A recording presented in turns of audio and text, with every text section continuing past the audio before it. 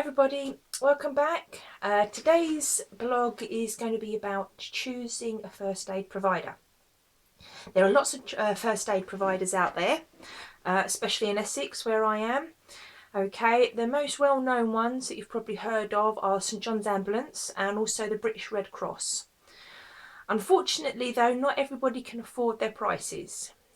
So obviously members of the public will shop around trying to find the cheapest deal for them that they can afford, which is fine, no problem there, but there's a few things to bear in mind when you're doing that. Okay, so when you've seen somebody you think, oh yeah, quite like them, like the sound of their business or whatever, and you start to then initiate conversations with them to look about booking a course, you need to first of all check with them who their awarding body is.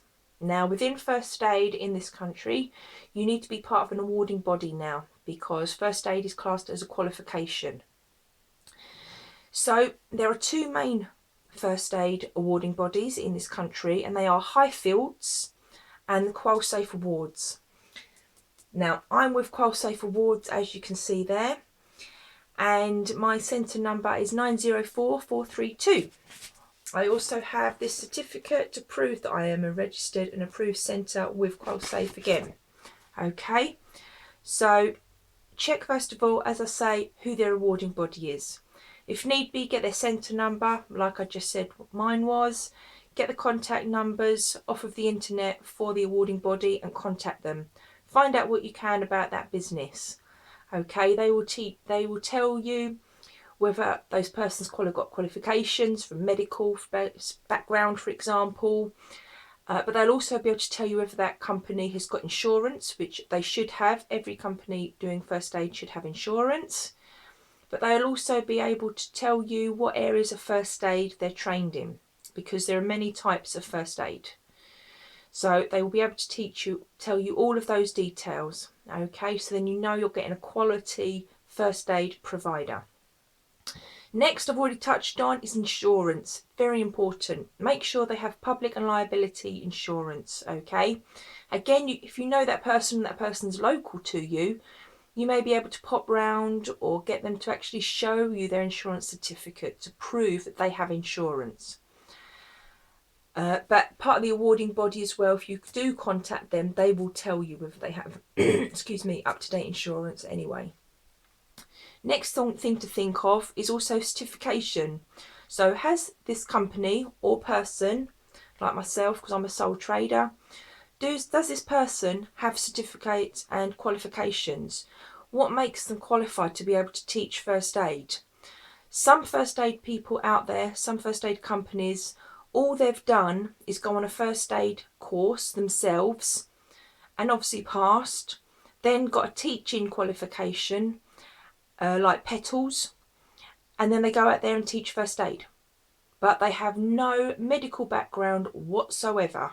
So if you were to ask them a medical question on, I don't know, why you do CPR or why do you do the recovery position, all they'd be doing would be either A, guessing, or B, just looking it up in a book, which you could do yourself.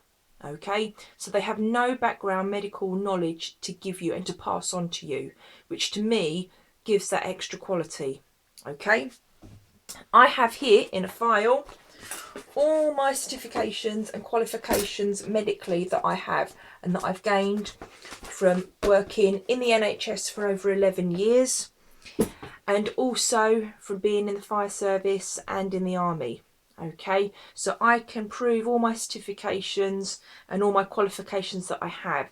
So when people ask me medical questions on first aid, I can give them a whole background scenario and everything. Okay, so they know they're getting that quality extra information.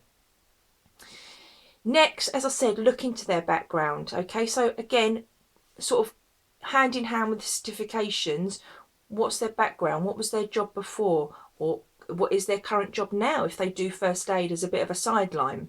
As I said, I've got medical knowledge as my fallback, having worked in the NHS, the fire service and the army. Okay, so find out about your provider as well. What sort of background do they have?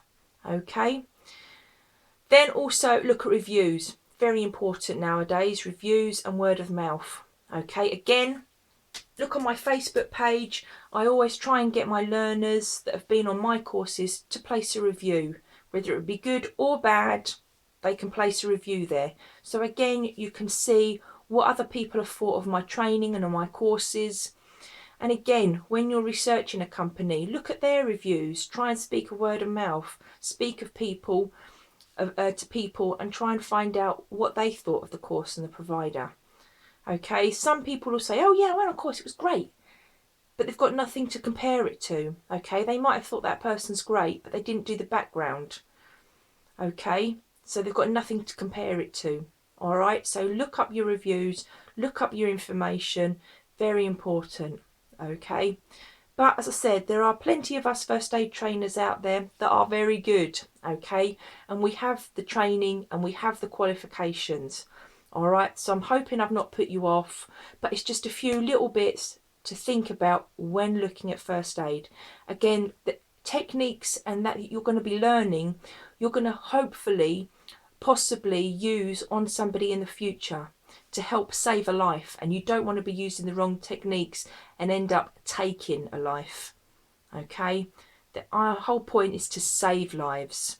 All right, so as I say, remember awarding body, insurance, certifications, background checks and reviews. All right, see you soon. Bye.